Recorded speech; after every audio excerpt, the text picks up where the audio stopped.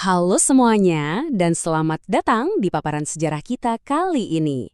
Langsung aja ya, karena hari ini kita bakal ngebahas sesuatu yang bener-bener bikin merinding. Coba bayangin deh, di tengah lebatnya hutan Sumatera, ternyata nyimpan sebuah situs sejarah raksasa yang bakal ngejungkir balikan semua yang kita tahu soal sistem pendidikan dunia kuno. Ingat ya, kita bukan cuma ngomongin tumpukan batu candi biasa, kita lagi ngomongin sebuah pusat peradaban intelektual yang super maju pada masanya. Nah, ini mungkin kedengarannya agak provokatif ya, tapi pertanyaannya, benarkah pusat pendidikan tertua itu sebenarnya ada di Sumatera? Kalau kita mikirin kampus kuno elit, pasti yang kepikiran langsung tempat-tempat kayak Oxford di Inggris kan. Tapi tunggu dulu, kompleks percandian Muara Jambi yang bakal kita kupas tuntas hari ini, diyakini udah beroperasi sebagai pusat pendidikan kelas dunia hampir 1000 tahun sebelum Oxford dibangun. Nggak masuk akal kan? Mari kita lihat seberapa gilanya skala tempat ini. Kita semua tahu kan kalau Candi Borobudur itu megah banget. Tapi, coba tebak. Borobudur itu ternyata 8 kali lebih kecil kalau dibandingin sama kompleks Muara Jambi. Luasnya mencapai 4.000 hektar. Jadi ini jelas bukan sekedar tempat ibadah biasa. Ini tuh benar-benar sebuah kota metropolitan kuno yang sangat maju. Semacam hamparan kampus raksasa yang ngebentang di sepanjang Sungai Batanghari. Dan angka 115 ini bukan asal tebak loh. Dari hasil pemindaian teknologi lidar terbaru, para ahli udah nemuin setidaknya 115 situs kuno yang tersembunyi di area ini. Dan kemungkinan besar masih banyak lagi yang terkubur di bawah sana. Temuan fantastis inilah yang bakal jadi titik awal eksplorasi kita hari ini. Bagian pertama, kampus kuno terbesar Asia Tenggara. Yang bikin kagum itu kurikulum mereka yang super ketat. Di bawah naungan Kemaharajaan Sriwijaya, para mahasiswa zaman itu belajar yang namanya Pancavidya atau 5 ilmu utama. Mereka nggak cuma belajar spiritualitas atau Adhyatma Vidya aja loh, mereka juga digembleng ilmu bahasa, logika, ilmu medis, sampai seni rupa. Ini ngebuktiin kalau Muara Jambi adalah pusat intelektual yang benar-benar komprehensif. Terus kepikiran nggak sih kenapa lokasinya dekat pelabuhan? Ya karena kampus sebesar ini butuh sokongan dana yang nggak main-main dari elit politik dan para saudagar kaya dari seluruh dunia yang lagi mampir atau berlabuh di sana. Kalau zaman kuno udah punya sistem ulasan bintang 5 atau semacam Yelp review gitu, catatan dari biksu abad ke-7, Itsing ini adalah review paling top. Bayangin aja, Itsing ini sampai tinggal di Sriwijaya selama lebih dari 10 tahun murni cuma buat memperlancar bahasa Sanskritanya sebelum dia lanjut ke India. Dia benar-benar merekomendasikan Sriwijaya sebagai tempat persiapan yang wajib didatengin. Dan wajar aja sih, pamor dosen-dosennya waktu itu bukan kaleng-kaleng. Salah satu dari 5 guru besar di seluruh dunia Budi saat itu, yaitu Mahaguru Sakyakirti, ternyata menetap dan ngajar di sini. Bagian kedua, misteri alam Koto Mahligai. Kalau kita jalan ke Candi Koto Mahligai, tata ruangnya kerasa dramatis banget. Ada Cetyagara sebagai bangunan candi induk buat tempat relikwi suci, terus ada Mandapa semacam pendopo buat tempat kumpul. Tapi yang bikin tempat ini bener-bener magis, susunan bata merah kuno dari Cetyagara ini sekarang udah dipeluk erat, bahkan ditembus sama akar-akar raksasa pohon tua. Pemandangannya itu bener-bener eksotis, kayak ngingetin kita sama kuil Taprom yang ada di Kamboja itu loh. Nah, di balik lilitan akar-akar raksasa tadi, ternyata nyimpen petunjuk fisik yang luar biasa penting. Para arkeolog nemuin arca Buddha dari abad ke-6 yang usianya sangat tua.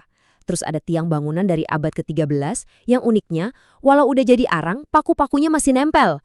Ada juga pecahan genting bergelasir yang nandain kalau atap bangunannya dulu itu megah banget sampai ditemukannya arca gajah bermahkota. Bukti-bukti spesifik kayak gini nih yang negasin ke kita kalau Koto Mahligai itu bukan cuma reruntuhan mati, tapi benar-benar area yang sangat hidup, berkembang, dan sangat dihormati selama berabad-abad. Bagian ketiga, kehidupan kampus di Candi Kedaton. Candi Kedaton ini adalah kompleks terluas di Muara Jambi. Luasnya aja sampai 4 hektar. Yang bikin takjub itu gimana mereka merancang tata ruang kampus ini. Mereka pakai tembok keliling sebagai pemisah zona. Jadi area sakral buat ritual itu dipusatin di Cetyagara dan Mandapa. Sementara aktivitas sehari-hari dan asrama tempat tinggal para biksu yang lagi kuliah di sana, itu dipisahin pakai sekat tembok di zona-zona stupa yang lain. Rapi banget kan tata kotanya? Coba deh bayangin institusi ini kayak universitas modern zaman sekarang.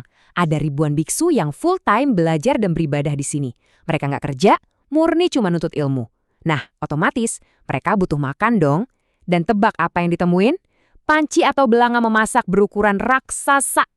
Ini jadi bukti konkret adanya sistem logistik kafetaria atau ya kantin kampus berskala masif. Sekali lagi, logistik segila ini cuma bisa disokong sama kemaharajaan yang kekuatan ekonominya raksasa kayak Sriwijaya. Terus buat urusan air minum gimana? Di area Kedaton ini ada sumur kuno yang luar biasanya, airnya masih super bening sampai detik ini. Pas dites, tingkat pH air sumur ini ternyata di atas 7,0. Warga lokal bahkan punya mitos kalau air sumur ini bisa nyembuhin penyakit dan bikin awet muda. Ya, bisa dibilang ini semacam skincare rahasia ala Sriwijaya kali ya. Nggak jauh dari situ, ditemuin juga sebuah batu mirip umpak yang ternyata adalah Wela Cakra, alias jam matahari kuno. Pakai jam matahari di zaman itu tuh udah jadi standar peradaban global yang sangat maju loh.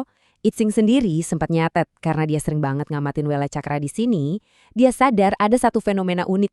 Tiap bulan September, bayangan benda-benda di sana itu hilang alias tanpa bayangan. Pengetahuan astronomi presisi kayak gini di masa itu benar-benar bikin geleng-geleng kepala. Bagian keempat, bukti pusat pendidikan global.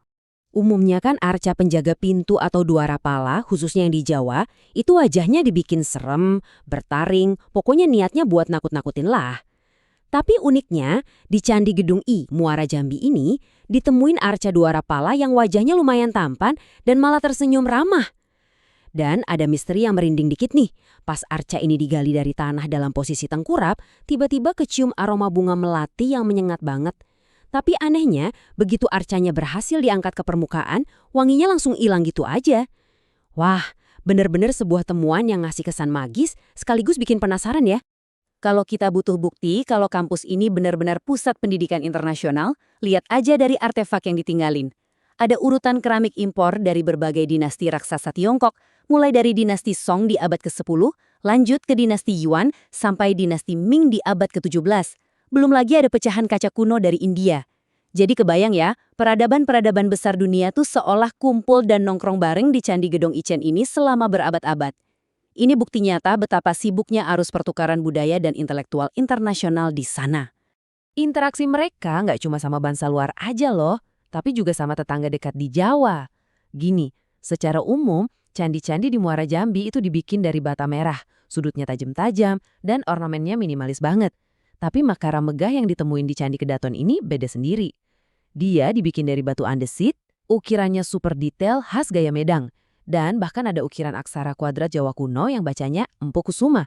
Sebentar, apa ini artinya artefak tersebut diimpor langsung dari Jawa di era Kadiri abad ke-11? Perbedaan gaya arsitektur yang kontras ini benar-benar ngebuka tabir betapa dalamnya hubungan diplomatik antara Jambi dan Jawa di masa lalu. Bagian kelima, dan yang terakhir, warisan abadi sebuah peradaban. Saya mau cerita sedikit soal sebuah anekdot sejarah yang menurut saya dampaknya besar banget. Ingat waktu Jepang hancur lebur setelah dibom atom di Perang Dunia Kedua? Kaisar Hirohito waktu itu nggak nanyain berapa sisa tank atau senjata militer mereka yang utuh. Pertanyaan pertama yang dia lontarkan justru, berapa banyak guru yang masih hidup? Anekdot ini benar-benar nancep banget, ngingetin kita kalau kebangkitan dan ketahanan suatu bangsa itu ujung-ujungnya nggak bertumpu pada kekuatan militer, tapi mutlak bertumpu pada pendidikannya. Dan cerita tadi bawa kita ke pemikiran akhir dari paparan kita kali ini. Ratusan bahkan ribuan tahun sebelum kampus-kampus modern kayak sekarang ini dibangun, leluhur kita di Nusantara udah sadar betul sama nilai fundamental tersebut. Mereka ngebangun, mendanai, dan merawat sebuah mega kampus seluas 4.000 hektare yang nyetak ribuan intelektual hebat. Kampus raksasa Muara Jambi ini jelas bukan sekedar tumpukan batu bata mati. Ini adalah saksi bisu, bukti nyata kalau pendidikan adalah fondasi paling sejati dari sebuah peradaban yang berdaulat. Jadi, kalau peradaban kuno aja udah menaruh pendidikan di atas segalanya, apa yang bisa kita pelajari dari mereka tentang cara kita memandang pendidikan untuk ngebangun masa depan kita sendiri? Saya tinggalin pertanyaan itu buat Anda renungkan ya. Terima kasih banyak udah ngikutin paparan ini sampai akhir, dan sampai juga di eksplorasi sejarah kita selanjutnya.